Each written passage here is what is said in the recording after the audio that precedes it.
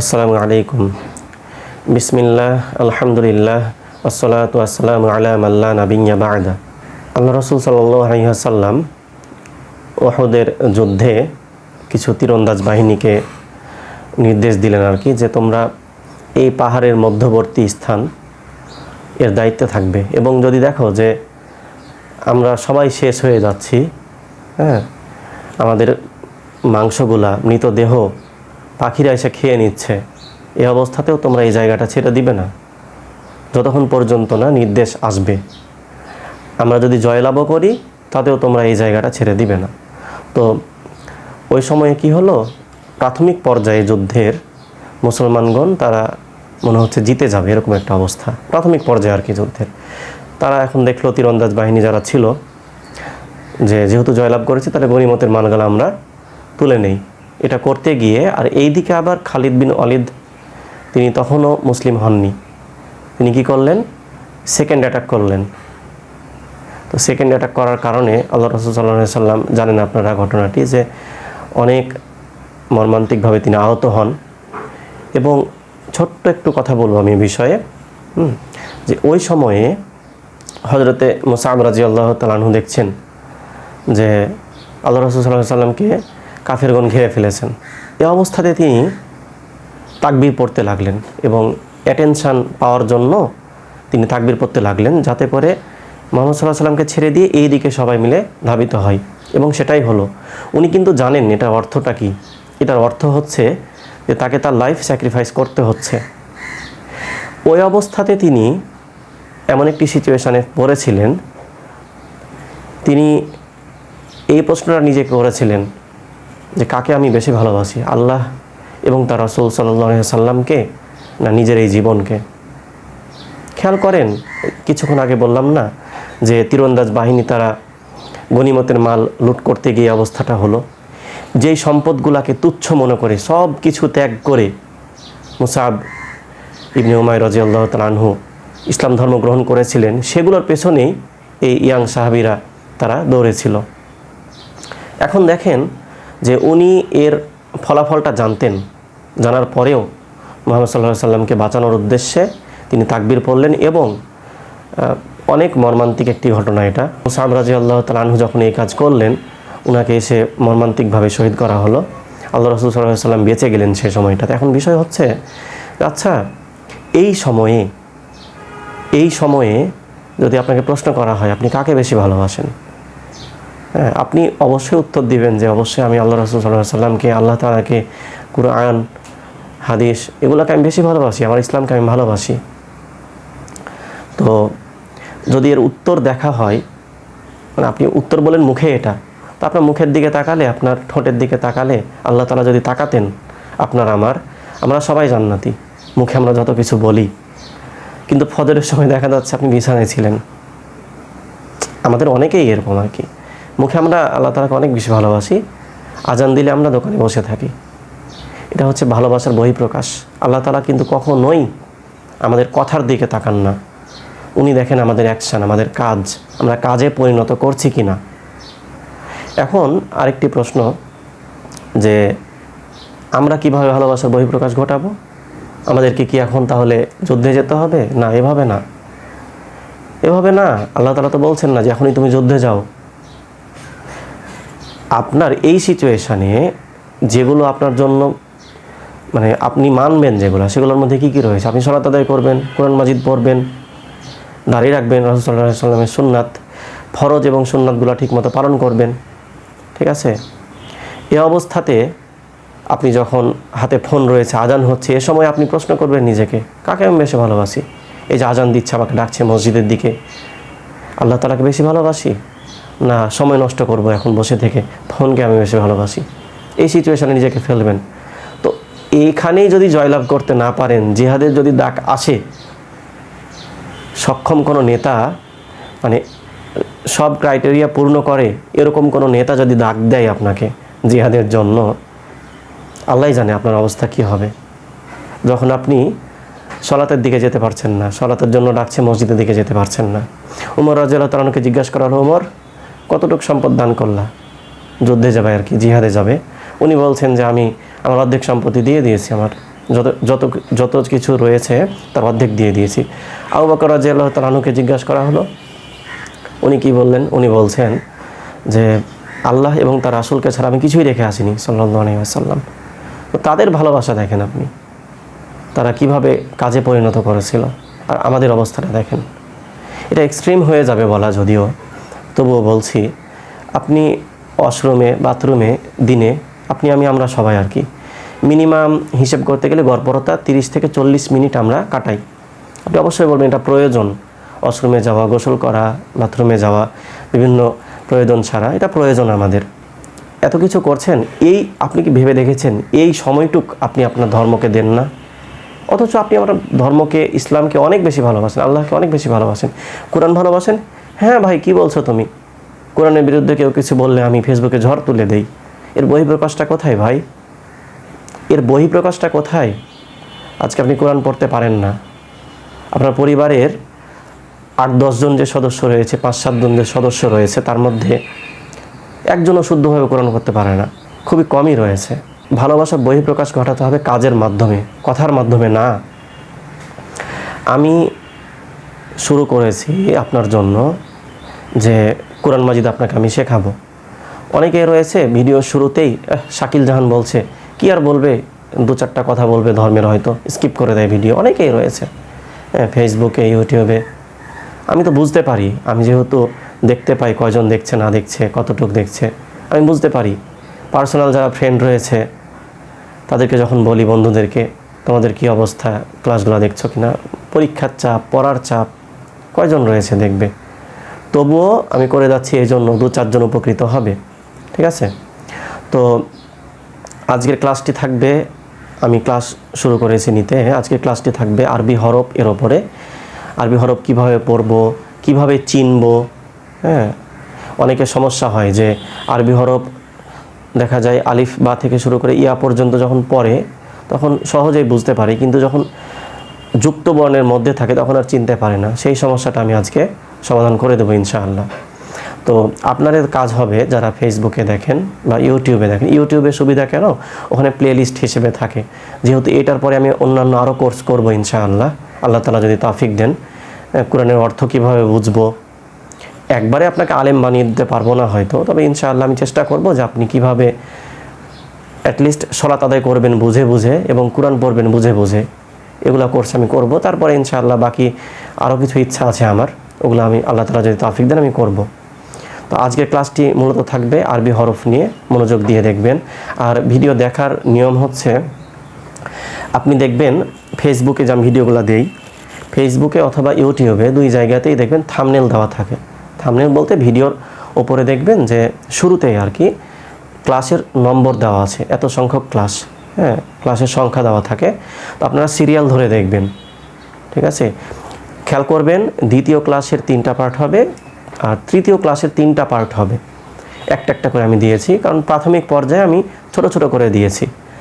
আর প্রত্যেকটা ক্লাস দেখবেন যে একক হিসেবেই রয়েছে, প্রায় ধরা যেতে পারে।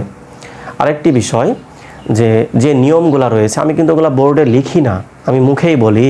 এবং ইউটিউবে দেখবেন যে ডেসক্রিপশান বক্সে দেওয়া থাকে, নিয়ম যদি কোনো থাকে ওই ক্লাসের, আমি নিয়মটা লিখে দেই, আর মুখে তো বলেই।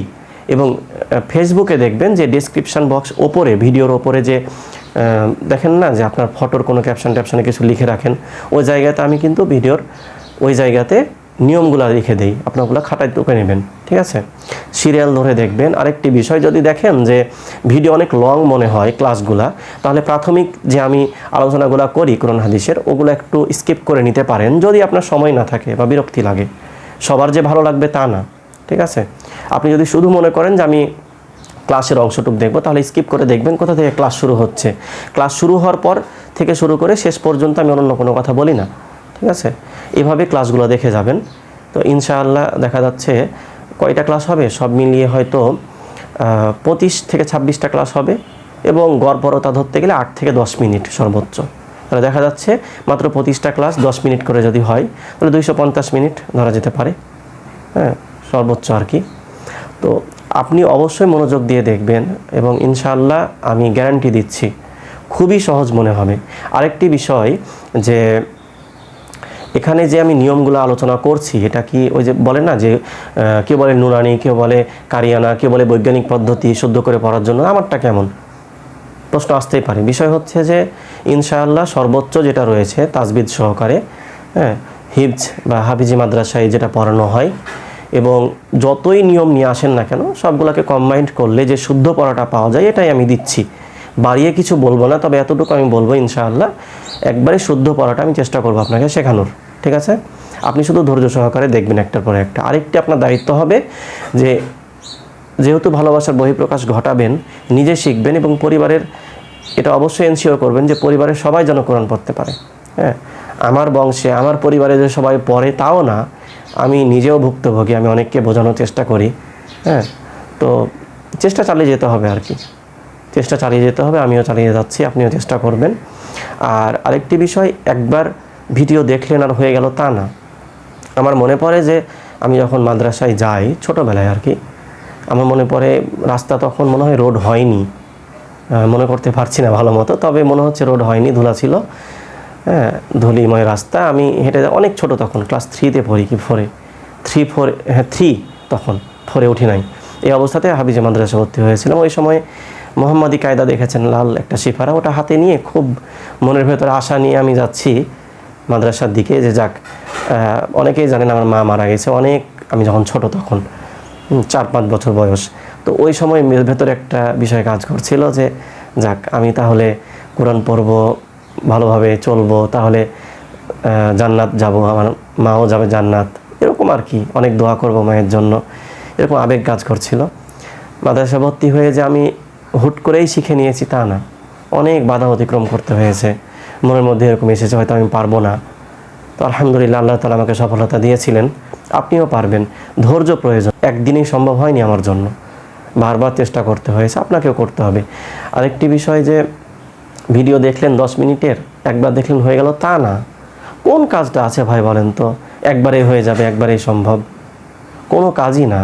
অভিজ্ঞতা অর্জন করতে গেলে, কোনো কিছু শিখতে গেলে অবশ্যই সময় লাগবে, ঠিক আছে? একটু সময় দিবেন, সময় দিলে দেখা যাচ্ছে ইনশাআল্লাহ আপনি পারবেন। কয়েকবার করে ভিডিওগুলো দেখবেন, খাতায় নিয়মগুলো টুকে নেবেন, আর বারবার করে দেখবেন, প্র্যাকটিস করবেন, ইনশাআল্লাহ সম্ভব। আরেকটি বিষয়, ভালো হবে যদি আপনি কয়েকজন মিলে দেখেন, ঠিক আছে? পরিবারের সাথে হোক বা বন্ধুদের সাথে হোক, চেষ্টা করেন। আমি কোনো ধরনের কোনো কিছু দাবি করছি না আপনার কাছে যে 5 টাকা দিবেন কি 10 টাকা দিবেন, হ্যাঁ, আমার এইটা প্রয়োজন ওইটা প্রয়োজন ভিডিও বানানোর জন্য না। ইনশাআল্লাহ কোনো কিছুর জন্য আমি হাত পাতবো না আপনার কাছে। আপনার শুধু কাজ হবে ক্লাসগুলো মনোযোগ দিয়ে দেখা, আল্লাহ সন্তুষ্টির জন্য আমি ভিডিওগুলো করছি, ক্লাসগুলো করছি। তো যাই হোক, আজকে আমরা আরবি হরফ নিয়ে পড়ব, বর্ণমালা নিয়ে, আলিফ থেকে শুরু করে ইয়া পর্যন্ত, এবং যতগুলো সমস্যা রয়েছে একটার পরে একটা আমরা সমাধান করব। তো আপনারা দেখতে পাচ্ছেন আমি এখানে আলিফ থেকে ইয়া পর্যন্ত লিখে রেখেছি।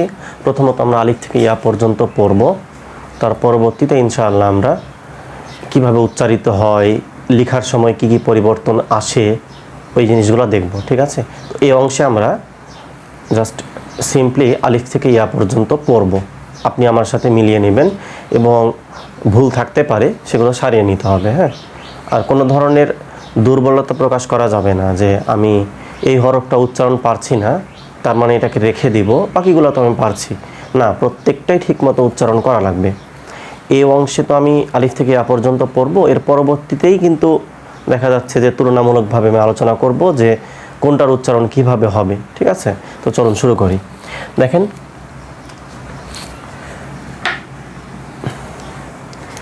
প্রথমে রয়েছে আলিফ, বা, তা, সা, এই উচ্চারণটা খেয়াল করবেন, সা, জিম, হা, খ, এখানে দেখেন হা উচ্চারণটা।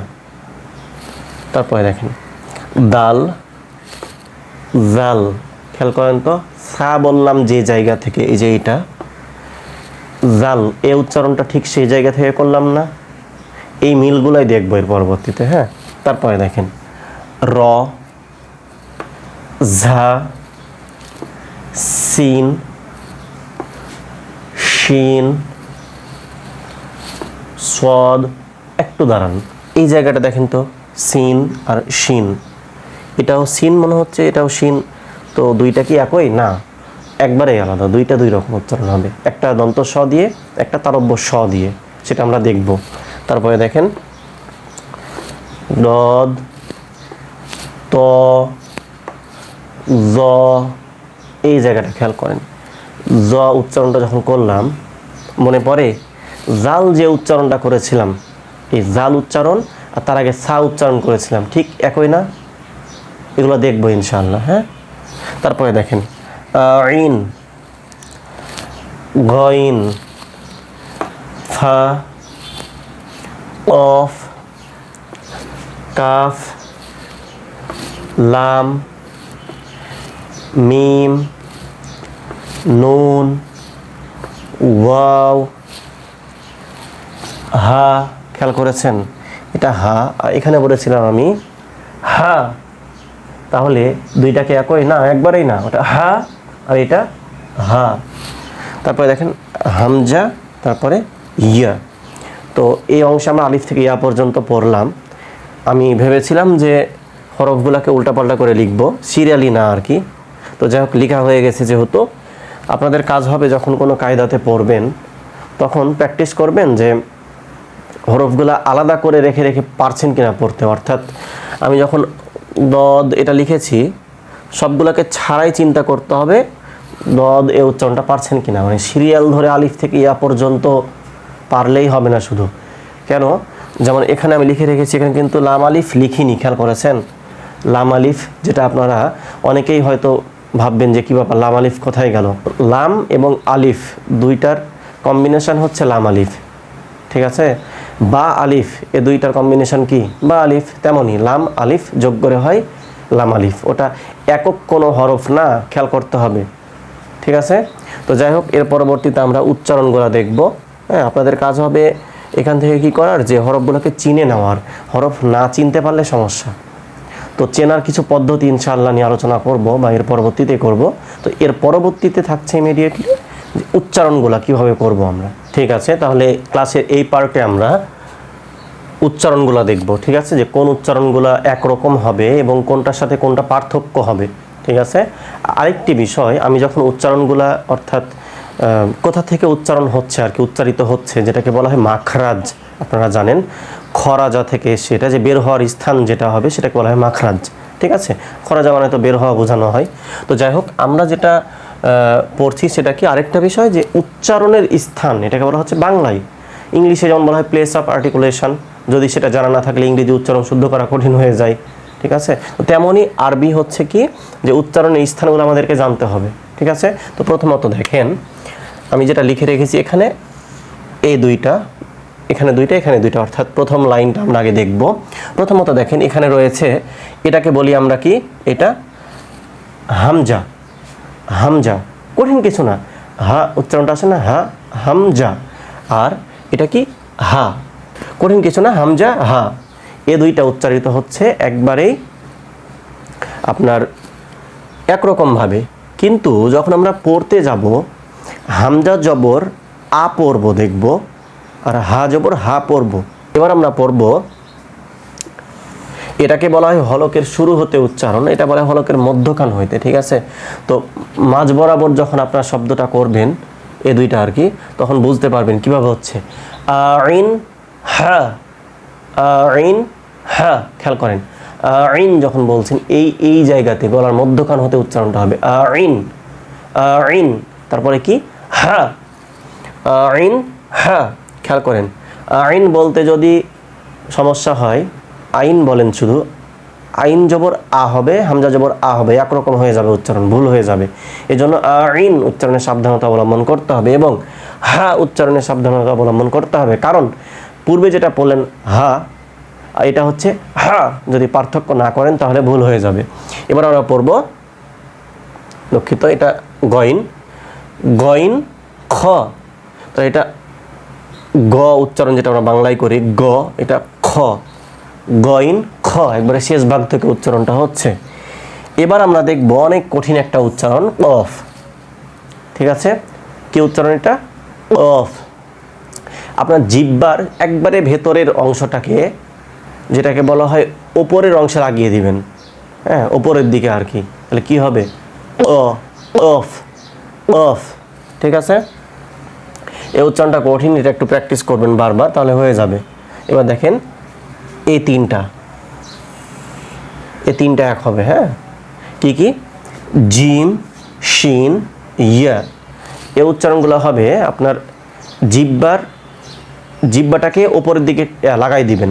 ওপরের দিকে বলতে আমি বোঝাচ্ছি যে প্যালাটাল অংশ চেনেন কিনা, এই যে দাঁতের পেছনে দেখবেন জিহ্বা দিয়ে ফিল করবেন যে সেখানে এবড়ো থেবড়ো জায়গা রয়েছে, তার পেছনে যদি যান তাহলে সেটাকে বলা হয় প্যালাটাল অংশ। ঠিক আছে, ওই তালব্য অংশে আপনি লাগাই দিবেন, লাগিয়ে পড়বেন জিম। দেখেন জিম, শক্ত করে একবার জিহ্বাটাকে ওপরে একবারেই লাগাই দিবেন পুরোটাই। জিম, শিন, ইয়া, ইয়া। ঠিক আছে, জিম, শিন, ইয়া। এবার দেখেন এই উচ্চারণটা একবারে ব্যতিক্রম, এটাকে বলা হয় দদ। এই উচ্চারণটা অন্য কোনো ভাষায় আপনি পাবেন না, মানে যে জায়গা থেকে উচ্চারিত হয়, এটা একবারে ইউনিক একটা উচ্চারণ, দদ। খেয়াল করেন কিভাবে করব আমরা। জিহ্বার গোড়ার দিকে আর কি যে কিনারাটা থাকে, ওই কিনারাটা, মানে যদি আপনার এটা জিহ্বা হয়, এই যে এভাবে তো আসছে জিহ্বাটা এভাবে, তাই না? তো এই যে এই অংশটা অর্থাৎ গোড়ার দিককার কিনারা আর কি, কিনারা এজ বা শেষ দিক যেটা, এই কিনারাটা উপরের মাড়ির দাঁতের গোড়ার সঙ্গে লাগিয়ে দিবেন। ঠিক আছে, তার উচ্চারণ কী হবে? দদ। ঠিক আছে, তারপরে দেখেন সহজ উচ্চারণ ত, দাল, তা। জিহ্বার আগাটা ওপরের দাঁতের গোড়ার সঙ্গে লাগিয়ে দিবেন, ত, দাল, তা। কঠিন না কিন্তু এটা একবারে। এবার দেখেন এই তিনটা উচ্চারণ সদ, সিন, ঝা, এই তিনটা উচ্চারণ এক জায়গা থেকে হয়। ঠিক আছে, কোথা থেকে হবে খেয়াল করবেন। সদ, সিন, ঝা, আপনার যে এবড়ো থেবড়ো জায়গা রয়েছে দাঁতের গোড়ার অংশে, ও জায়গাতে জিহ্বাটা গিয়ে ঠেকবে। ঠিক আছে, দেখেন সদ, সিন, ঝা। আরেক বিষয় খেয়াল করেছেন কি, তিনটা উচ্চারণের সময় দাঁতের আগাটা নিচের দাঁতের গোড়ার সঙ্গে লেগেছিল এবং কিছু অংশ দেখবেন ওই এবড়ো থেবড়ো জায়গায় গিয়ে ঠেকবে। তাহলে মেইনলি আপনি জিহ্বাটা রাখছেন কোথায়? নিচের দাঁতের গোড়াতে, এবং কিছুটা অংশ অ্যালভিওলার রিজে গিয়ে, বা আমরা যেটা জানছি এবড়ো থেবড়ো জায়গা যেটা দাঁতের গোড়ায় সেখানে গিয়ে ঠেকছে। তাহলে কি হচ্ছে? সদ, সিন, ঝা। এটার সাথে এই তিনটার পার্থক্যটা কি ছিল? এই তিনটার পার্থক্য হচ্ছে ওই এবড়ো থেবড়ো জায়গারও পেছনের দিকে ওই অংশে গিয়ে কি করবে? জিহ্বাটা গিয়ে ঠেকবে, যেখানে হচ্ছিল জিম, শিন, ইয়া। ঠিক আছে, তারপরে দেখেন এই তিনটা উচ্চারণ খেয়াল করবেন একটু। এটা হচ্ছে দেখেন জ, জাল, সা, তাই না? কিভাবে পড়বো আমরা? জিহ্বার আগা ওপরের দাঁতের আগার সঙ্গে লাগিয়ে দিব, এই অংশে ওপরের দাঁতের আগা। ঠিক আছে, জ, জাল, সা, জ, জাল, সা। প্র্যাকটিস করবেন বারবার। তারপরে দেখেন ওয়াও, বা, মিম, এই তিনটা উচ্চারণ দুই ঠোঁট থেকে উচ্চারিত হয়। ঠিক আছে, বিষয় হচ্ছে যে বা মিম না হলে বুঝলাম ঠোঁট থেকে হচ্ছে, ওয়াও কিভাবে হচ্ছে খেয়াল করবেন। ইংরেজিতে এটা রয়েছে ওয়া সাউন্ড বা ডাব্লিউ যেটা, তো তেমনই কিন্তু ওয়াও, ওয়াও, ওয়াও বলার সময় দেখবেন এই দুইটা ঠোঁট অনেকটা লেগে যাচ্ছে, মাঝের অংশটা না লাগলেও। এটাকে বলা হয় কি যে দুই ঠোঁট থেকেই নাকি উচ্চারিত হয় এটা। তাহলে তিনটা উচ্চারণ হয় দুই ঠোঁট থেকে, সেটা হচ্ছে ওয়াও, বা, মিম। ঠিক আছে, তো এই হচ্ছে উচ্চারণগুলা। আপনারা খুব মনোযোগ দিয়ে এটা দেখবেন এই অংশটা, কারণ এই অংশটা অনেক গুরুত্বপূর্ণ পড়া শুদ্ধ হওয়ার জন্য। কোনটার সাথে কোনটার মিল রয়েছে এটা দেখবেন। খেয়াল করেন হামজা, হা, এখানে মিল রয়েছে। আইন, হা, এই দুইটার মিল রয়েছে। গইন, খ, এই দুইটার মিল রয়েছে।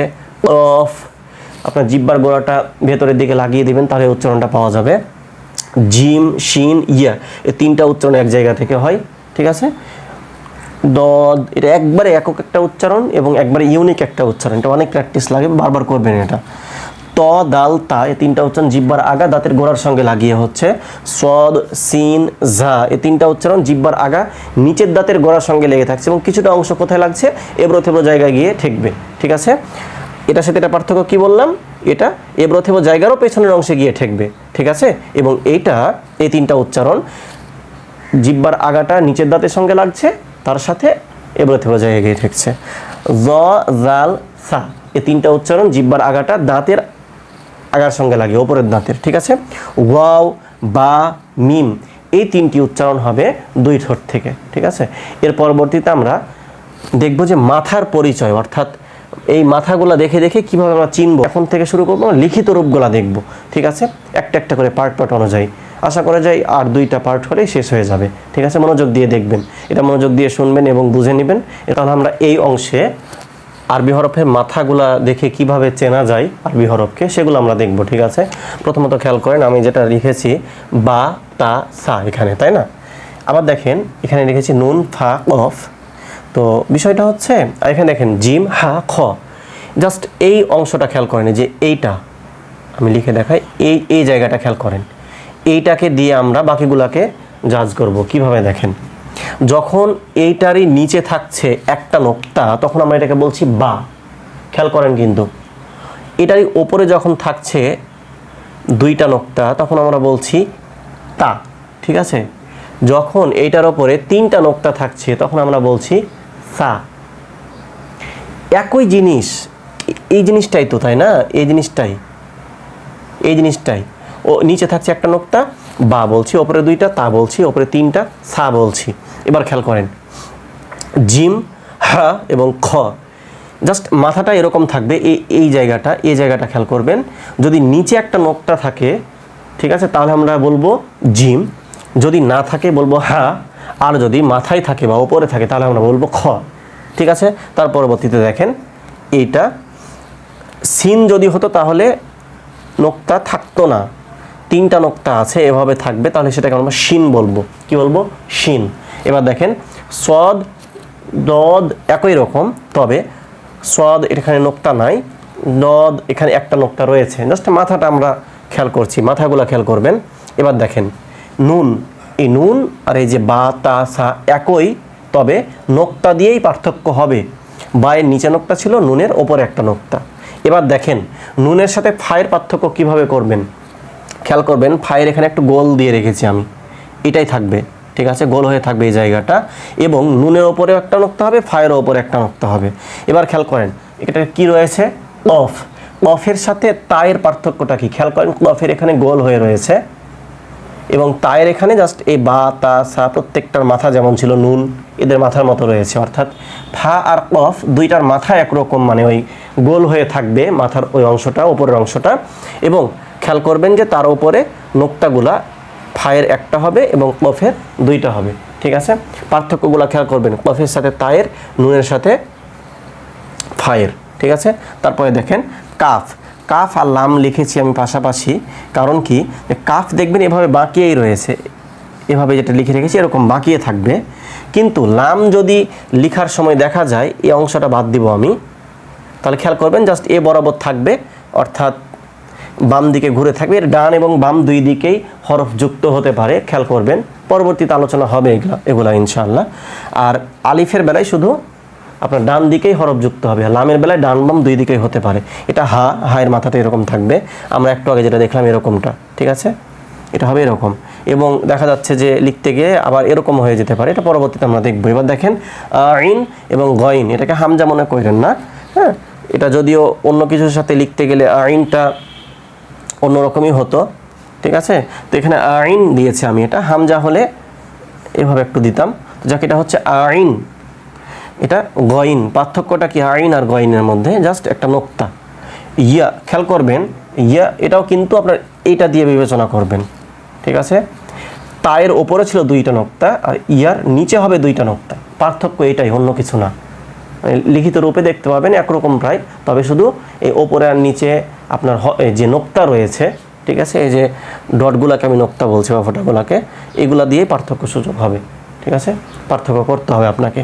যাই হোক, এর পরবর্তীতে আমরা আরও নিয়ে আলোচনা করব, যে হরফগুলা নিয়েই আলোচনা করব যে কিভাবে লিখিত রূপগুলা পরিবর্তিত হতে পারে একসাথে লিখলে বা যুক্ত বর্ণ হিসেবে থাকলে। আমরা ক্লাসের শেষ অংশে চলে এসেছি, এই অংশে আমরা আরবি হরফগুলা লিখিত অবস্থায় কীরকম থাকতে পারে সেগুলো আমরা দেখব, ঠিক আছে। খেয়াল করেন, প্রথমত দেখেন এখানে আমি লিখেছি বা। আচ্ছা, বা আর নুন, পার্থক্যটা কি বলেন তো? মাথা একরকম, যদি আমি এই নোক্তা বাদ দিয়ে দেই, নোক্তাগুলো বাদ দিয়ে দেই, খেয়াল করবেন যে একরকমই হবে, তাই না? এখানে খেয়াল করেন বায়ের নিচে একটা নোক্তা রয়েছে, নুনের ওপরে একটা নোক্তা রয়েছে, তাহলে বা নুনের পার্থক্যটা কি? বায়ের নিচে নুনের ওপরে। এবার খেয়াল করবেন ইয়া লিখেছি আমি এখানে, তো ইয়ার নিচে কয়টা নোক্তা রয়েছে? 2টা নোক্তা রয়েছে। খেয়াল করবেন যে এখানে যদি আমি এরকম করে লিখি, ছুটে গেছে না লিখতে, তা, তো তা এবং ইয়া এই 2টার পার্থক্যটা কি? তা এর ওপরে 2টা নোক্তা, ইয়ার নিচে 2টা নোক্তা, ঠিক আছে? বায়ের সাথে নুনের পার্থক্যটা করবেন, ইয়ার সাথে তায়ের পার্থক্যটা করবেন। সা, খেয়াল করেন সা একই রকম, মাথাটা একই রকম, ঠিক আছে? পার্থক্য হচ্ছে সায়ের ওপরে 3টা নোক্তা রয়েছে, এটা কি? সা। তাহলে তা, এটা বা পড়লাম, এটা নুন পড়লাম, এটা ইয়া পড়লাম, এটা সা। এবার খেয়াল করবেন ফা। আচ্ছা, ফা এবং নুন একই রকম না? না, একটু পার্থক্য রয়েছে। খেয়াল করবেন ফায়ের ওপরে একটু গোল হয়ে রয়েছে এই জায়গাটা, ঠিক আছে? নোক্তা একটা করে, কিন্তু কফ আর তা একরকম হয়ে যাচ্ছে না? একরকম হলেও খেয়াল করবেন তায়ের মাথা কিন্তু গোল হয়ে নাই কোনো জায়গায়, কিন্তু এখানে দেখেন একটু গোল হয়ে আছে এই জায়গাটা। এটা হচ্ছে কফ, এটা হচ্ছে সিন, এটা শিন। পার্থক্য এটা যে সিন যেটা দন্ত স দিয়ে, এখানে দেখবেন যে কোনো নোক্তা নাই, কিন্তু শিন এখানে 3টা নোক্তা। সদ এবং দদ পার্থক্যটা কি? দদ এখানে একটা নোক্তা রয়েছে, সদ এখানে কোনো নোক্তা নাই। ত আর জ পার্থক্যটা কি? তয় কোনো নোক্তা নাই, কিন্তু জয়ে একটা নোক্তা রয়েছে। প্রথম পার্ট গেল, এবার আমরা খেয়াল করব দ্বিতীয় পার্ট। খেয়াল করেন জিম হা খ একই রকম, জাস্ট ওই যে গত ক্লাসে বা গত পার্টে আমি মাথা নিয়ে আলোচনা করলাম না? তো দেখেন যে এখানে মাথাগুলাই রয়েছে, শুধু পার্থক্য হচ্ছে জিম এর নিচে একটা নোক্তা রয়েছে, হা নোক্তাবিহীন হবে একটা হরফ, খ এর মাথায় একটা নোক্তা রয়েছে।